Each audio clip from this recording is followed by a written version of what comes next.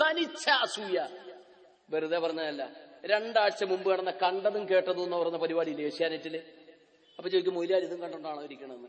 കണ്ടതും കേട്ടതും ഒക്കെ കാണും. കാരണം ഇതേപോലത്തെ വില്ലന്മാരെ പിടിക്കണമെങ്കിൽ. കാന്തപുരത്തെ വിമർശിക്കാൻ 3 മാന്യന്മാരിരിക്കുക. നോക്കണേ അവരുടെ ഉള്ളിലിരിപ്പ്. ഒന്ന് തനിച്ച ജമാഅത്തെ ഇസ്ലാമി, മറ്റേതോ അതിനേക്കാൾ വിഷം ഇപ്പുറത്തെ നമ്മുടെ സുന്നിയുടെ വിചാരം. 3 പേരുടെ പ്രമേയം എന്താ? കാന്തപുരത്തിനെ തിന്നുക. വിമർശിക്കണമെങ്കിൽ ഇയാൾ ഒറ്റക്കിരുന്ന് വിമർശിക്കട്ടെ. ഇവരെന്തിനാ കൂട്ടുപിടിച്ചത്?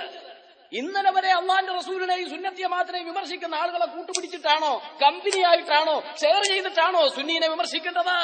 എന്ത് സുന്നി താല്പര്യാണോ ഇത്? അതുകൊണ്ട് നിങ്ങൾ വിചാരിച്ചോ ഈ ഓലപ്പാമ്പ് കാണിച്ച് സുന്നീനെ അങ്ങ് ഉറപ്പിക്കാമെന്ന്?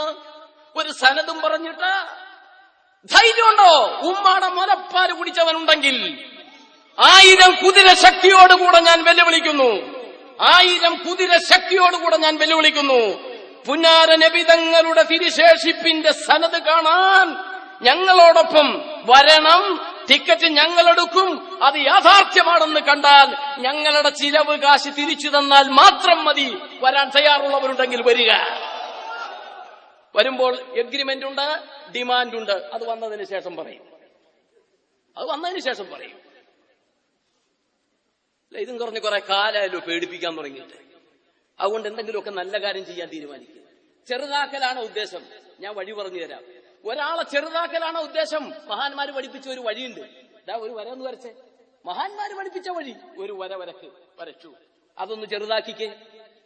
ബുദ്ധിയില്ലാത്ത നമ്മൾ എന്ത് ചെയ്യും? അത് ചെറുതാക്കാൻ പറഞ്ഞാൽ നേരെ അപ്പുറം പോയിട്ട് അവന്റെ തല വെട്ടും, കാലും വെട്ടും, വായിച്ചു കളയും. അപ്പൊ ചെറുതായില്ലേ?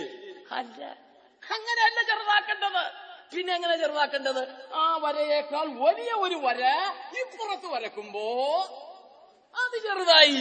അതുകൊണ്ട് കാന്തപുരത്തിനെ ചെറുതാക്കണോ? അദ്ദേഹം ചെയ്തതിനേക്കാൾ വലുത് ചെയ്യേ. അല്ലാതെ കള്ളത്തരം പറഞ്ഞിട്ട് നടന്നിട്ട് ഒരു കാര്യമില്ല. ഞാൻ അവസാനിപ്പിക്കുന്നു. അതുകൊണ്ട് ഈ തെറ്റിദ്ധാരണകൾ